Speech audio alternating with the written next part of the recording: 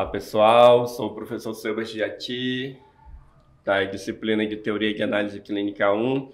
Hoje nós vamos falar do segundo tópico, né, que são aspectos morfológicos, ultraestruturas funcionais dos componentes celulares. Então, a primeira coisa que a gente vai começar a ver são os componentes celulares.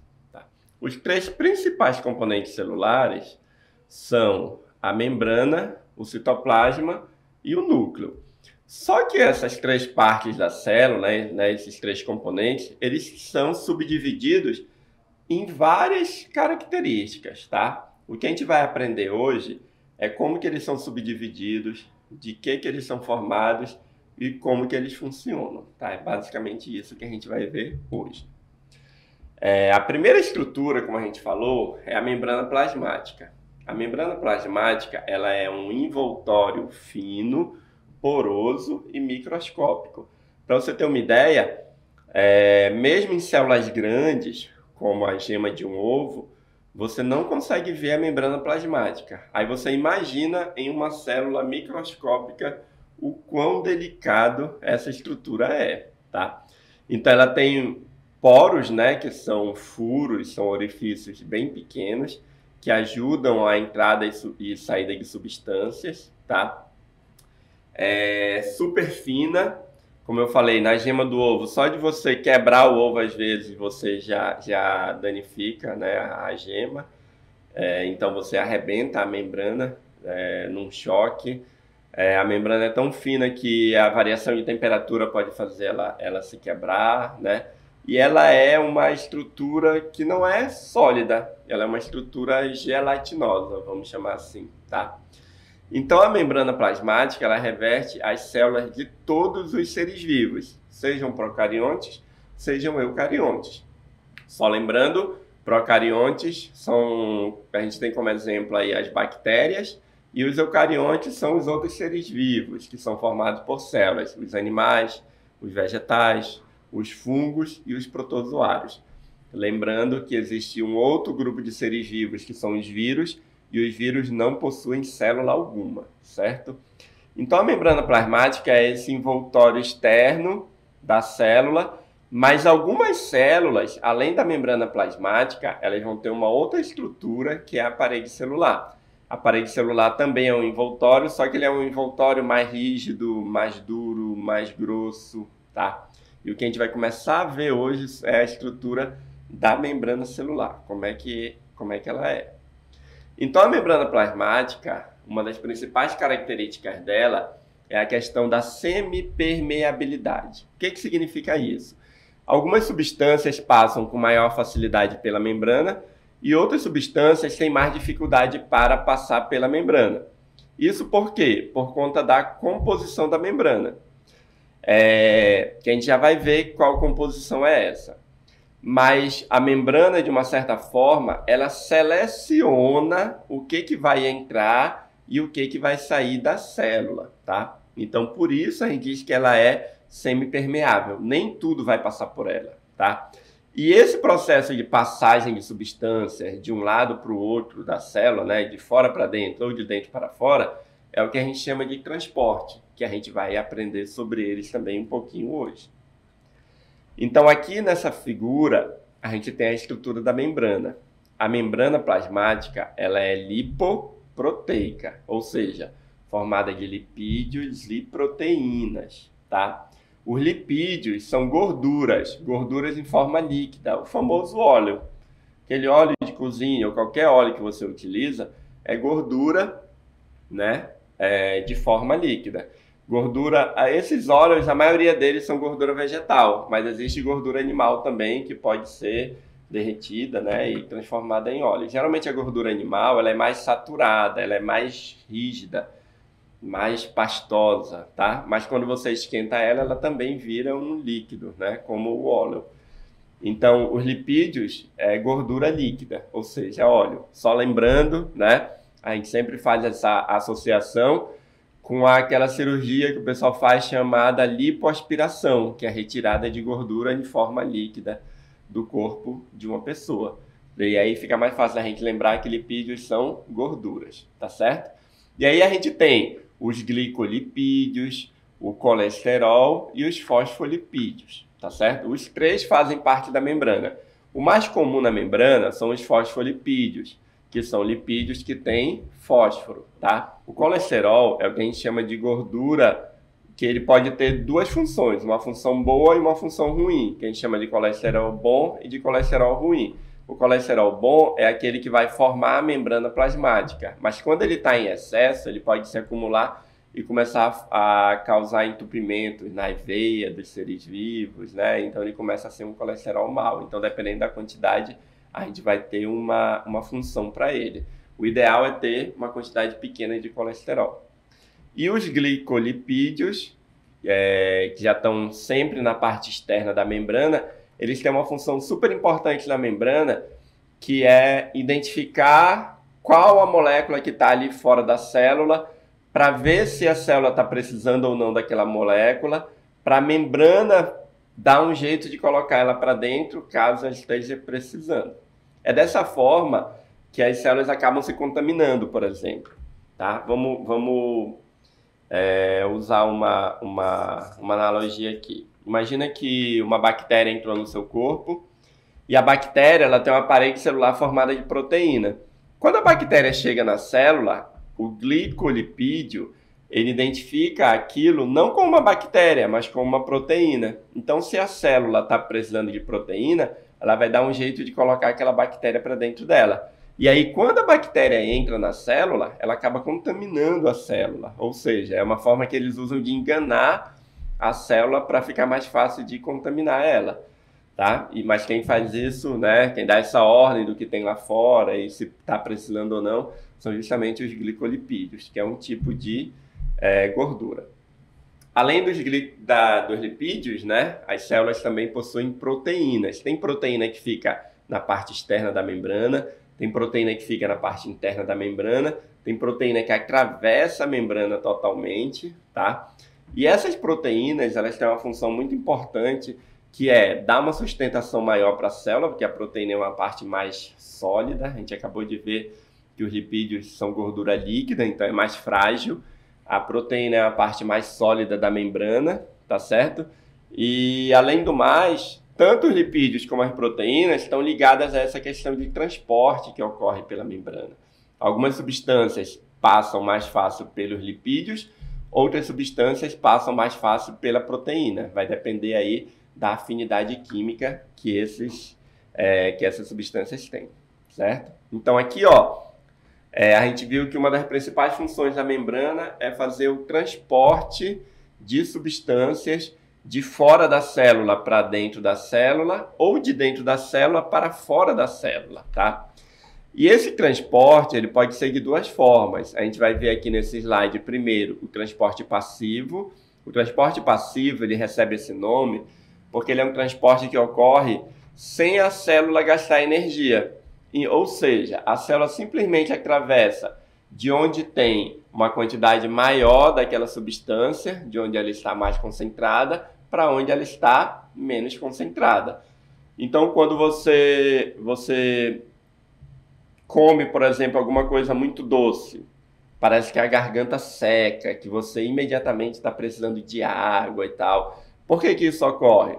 Porque esse açúcar, que está em quantidade grande, né, passando aqui pela sua garganta, começa a entrar na célula e a célula começa a ter um desequilíbrio e a forma de equilibrar é o quê? Te dá sede, você bebe água, a água entra na célula e equilibra a quantidade de açúcar que acabou entrando aí no momento que você comeu um doce, tá? Então é só para a gente entender, né, que esse transporte ele vai acontecer, o transporte passivo, vai acontecer basicamente de onde tem mais de uma substância para onde tem menos de uma substância, tá certo?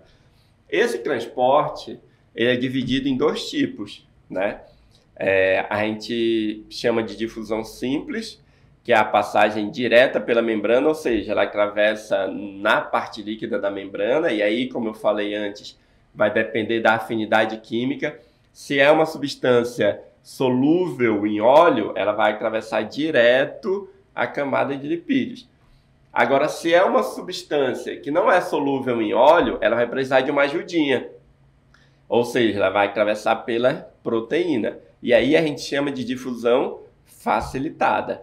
Então, lembra que eu falei que tem proteína que fica fora da membrana, proteína que fica dentro da membrana e proteína que atravessa a membrana? Geralmente essas proteínas que atravessam a membrana são chamadas proteínas de canais. Então elas criam um canal por onde essa substância, que não consegue passar pelos lipídios, vai acabar entrando na célula ou saindo da célula. Lembrando que o transporte pode acontecer tanto na via de entrada como na via de saída das células, tá certo? E além desses dois tipos de transporte, né, que é a difusão simples ou a difusão facilitada, uma passa direto, lembrando, né, uma passa direto pelos lipídios, outra passa pelas proteínas, a gente tem a osmose. A osmose, ela é um tipo de difusão simples, mas como a osmose refere-se à entrada de água na célula, e a água é um elemento super importante para a manutenção da vida de qualquer ser vivo, ela recebeu esse nome específico de osmose e, consequentemente, né, também vai acontecer, como é uma difusão simples, vai atravessar direto a camada de lipídios, ou seja, a parte líquida da membrana, e ela vai passar do meio mais concentrado em água para o meio menos concentrado em água, ou seja, o lugar que tem mais água vai doar para o lugar que tem menos água. Se fora da célula tem muito água, a água vai entrar na célula. Se dentro da célula tem muita água, a célula vai doar água para o meio externo, tentando sempre manter o equilíbrio. O que é o equilíbrio? É a mesma quantidade dentro e fora, tá? Então, toda substância, né, que a gente consome, seja ela água, proteínas, vitaminas, sais minerais, seja que substância for, a célula vai tentar sempre manter o equilíbrio do que tem dentro dela e do que tem fora dela, para se ela precisar, haver essa troca aí de alguma forma. Tá? Então a gente tem aí esses tipos de transporte passivo. E agora a gente vai ver o transporte ativo. O transporte ativo já é aquele onde a célula vai gastar energia para realizar. Então, geralmente é uma substância grande que está entrando na célula, que vai causar uma deformidade nela, e isso vai levar a um certo uso de energia para acontecer. A gente tem na figura aí um exemplo, né, de uma substância entrando na célula, na parte de cima, essa substância verde aí. Imagina que isso seja uma proteína, por exemplo, né? Ó, entrou uma proteína, houve a digestão, houve a absorção e o restante é jogado para fora. Então, quando entra, como é na parte aí de cima, a gente chama de uma endocitose. Quando sai, é uma exocitose. Então, o transporte ativo ele é responsável pela entrada e saída de substâncias grandes da célula, tá? Como é uma substância grande, vai haver um gasto de energia para acontecer. E além do mais, existe um tipo de transporte ativo que ocorre com substâncias pequenas, mas que vai contra a concentração, que é a famosa bomba de sódio e potássio. Você tem trocas desses sais, né, passando de onde tem menos em concentração para onde tem mais em concentração. Então, o sódio, né, eu acho que todo mundo já ouviu falar que o sódio faz mal, né, que tem que comer alimento com menos sódio e tudo mais. Por quê? Porque o sódio ele é um elemento que ele pode levar à morte celular. Tá? Então, a célula o tempo todo vai jogar sódio que está dentro dela, que acabou entrando com a alimentação, para fora. Como? Fazendo a bomba de sódio e potássio, trocando o sódio pelo potássio. Tá? Então, a célula vai estar jogando sódio para fora o tempo todo, porque o sódio não é um alimento adequado para ela. Tá? Então, ela fica jogando, mesmo que fora esteja uma quantidade muito grande de sódio, ela vai continuar jogando sódio para fora porque é uma excreta, é algo que não faz bem para ela. Tá? E como ele está indo contra a concentração, ou seja, não interessa se tem muito lá fora, ela continua jogando esse sódio para fora, ela acaba gastando energia para fazer isso. Então, quando você come um alimento com menos sódio, o que você está fazendo? Você está ajudando o seu corpo a gastar menos energia. E a célula, né, quanto menos energia ela gastar, mais tempo ela permanece viva. Então, quando você come um alimento com muito sódio, teoricamente, você está contribuindo com o envelhecimento celular, ou seja, com o envelhecimento do seu corpo como um todo. E aí, pensando nisso, né, e com uma difusão que teve muito grande por conta dos problemas que o sódio causa para a saúde das pessoas, inclusive pode causar hipertensão também, problemas de dificuldade de comunicação nos neurônios. Muitos alimentos que eram ricos em sódios começaram a fazer campanhas, né, e procurar fórmulas para diminuir a quantidade de sódio neles e, consequentemente, se tornarem menos agressivos à saúde humana. Tá? Aqui a gente tem, quando a gente começa a falar do citoplasma, né, o que a gente tem de importante aqui no estudo do citoplasma? São as organelas, que são cada estrutura que tem dentro do citoplasma, e a função de cada uma delas. Tá? A gente até viu isso numa aula anterior, né, e aqui a gente vai dar uma relembrada. O que os ribossomos fazem? A síntese de proteína. Só lembrando, a proteína é formada a partir do DNA, então a informação que está no DNA, que está lá no núcleo, ela é repassada, né, para a célula em forma de função quando ele é transformado em proteína. Isso é feito pelos ribossomos. Você tem os centríolos. Os centríolos são responsáveis por orientar a divisão celular e por produzir cílios e flagelos nas células que necessitam dessa locomoção.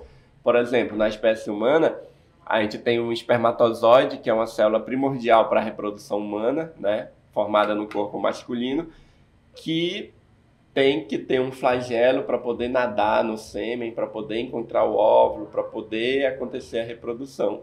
Então, essa estrutura aí, os centríolos, são importantes para a formação dos flagelos, no nosso caso, né, do espermatozoide, mas tem outros seres vivos aí que produzem cílios e flagelos também ligados basicamente à locomoção, para ir de um lado para o outro, para conseguir sobreviver.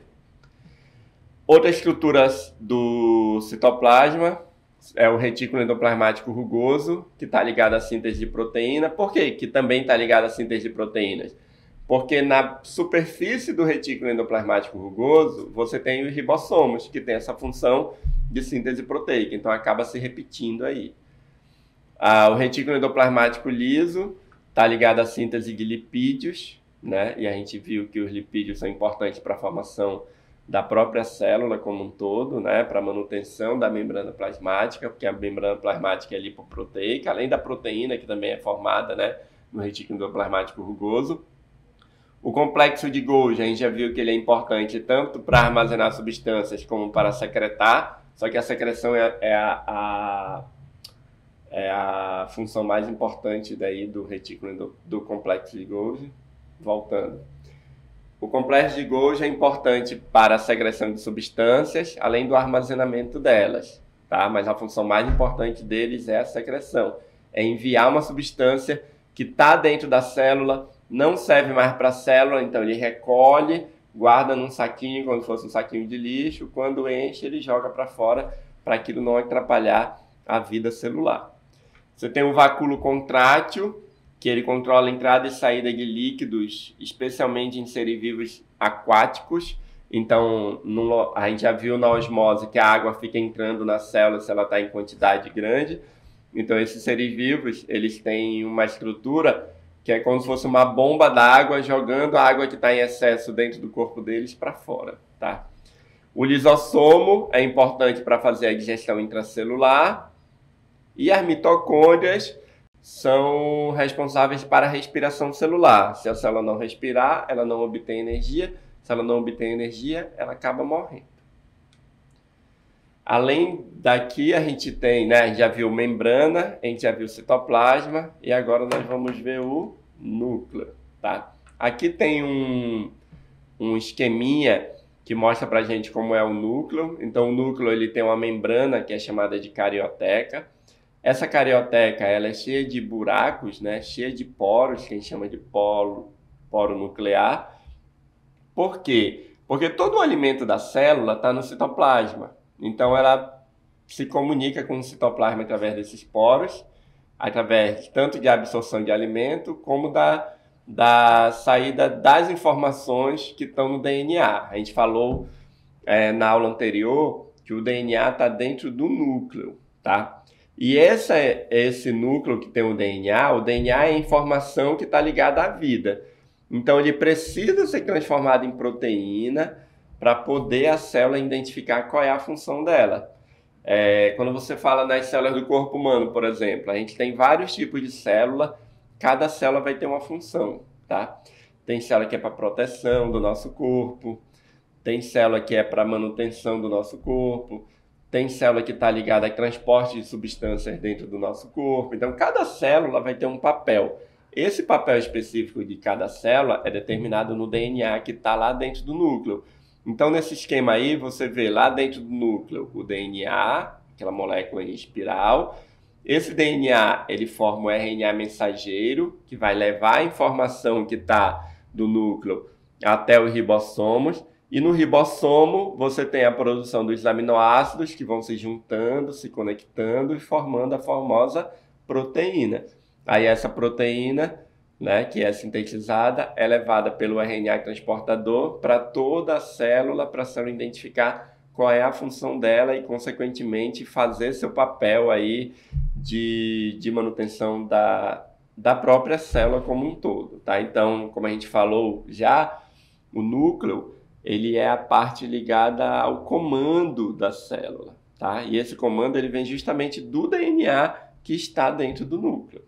Então, quando a gente fala de manutenção celular, a gente não pode esquecer do ciclo celular. O que é o ciclo celular? Ele inicia na origem da célula até quando ela se divide ou quando ela morre.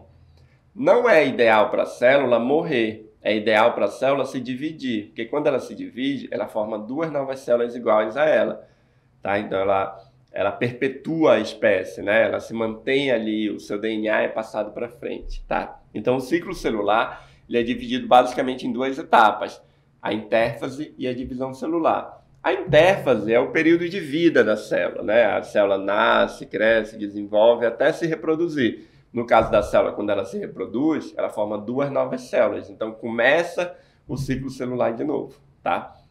Então, existem dois tipos de divisão celular, a mitose e a meiose. E a gente vai ver cada uma delas agora. A primeira aqui é a mitose. Então, essas duas primeiras imagens aí, ó, você tem uma célula, na primeira imagem, você tem uma célula, isso vermelho e isso branco é como se fosse o DNA da célula. A gente identificou assim, que é para ficar mais fácil de vocês entenderem esse processo todo aí. Então você tem, durante a vida celular, o que ela faz? Ela faz a replicação celular, ou seja, a replicação do DNA. Ela duplica o DNA. Então aquele DNA que era uma listrinha vermelha, formou duas. O branquinho formou duas também. Aí depois eles vão se dividir, né, no processo de mitose e formar duas células. Ou seja, na mitose, uma célula, que é aquela primeira da figura aí, que a gente chama de célula-mãe, ela vai formar no final duas células filhas, idênticas a ela. Você pode ver que se você pegar o início da figura aí, né, uma célula, e vai, divide, forma duas células idênticas à primeira. Esse é o processo de mitose. A célula-mãe forma duas células filhas idênticas a ela. O outro processo, tá? A meiose, se você for comparar, ó, a célula é igual, um cromossomo vermelho e um cromossomo branco. Duplicou, aí houve a replicação do DNA ou ADN, aí você vai ter a meiose. Por que o nome é meiose? Porque ela leva metade da característica da célula-mãe, tá? Você pode ver, ó, lá que no início você tinha uma célula, se duplicou e no final você tem 4 células com metade da característica da mãe, cada uma dessas células. E algumas até misturadas, porque ocorre um processo chamado crossing over na meiose, e esse processo é super importante para aumentar a variabilidade genética. A gente vai aprender mais sobre isso um pouco mais na frente, tá? A meiose é responsável pela formação de gametas, que a gente chama de gametogênese, tá? E o próximo slide vai falar exatamente disso. A gametogênese é a formação de gametas. Tem uma peculiaridade quando a gente fala da formação de gametas no sexo masculino e no sexo feminino. No sexo masculino, cada célula-mãe daquela vai formar 4 espermatozoides, vai formar 4 células, 4 espermatozoides. Já na mulher, cada célula-mãe vai formar um óvulo e 3 outras células que vão se juntar formando capas do óvulo.